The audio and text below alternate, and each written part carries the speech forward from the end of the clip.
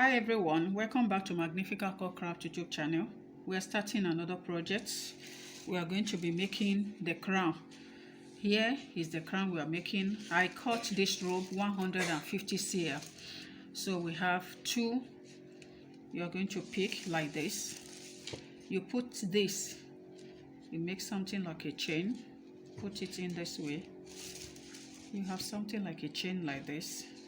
Then you hold either side, either the right hand side or the left hand side. I'm going to hold the right hand side now. Then I'll cross this over to make my square knots.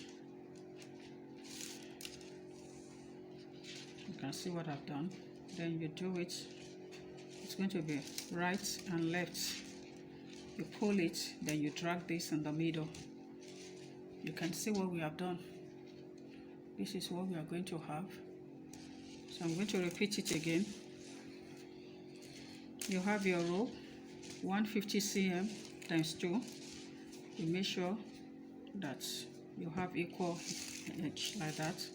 Then you bring it this way.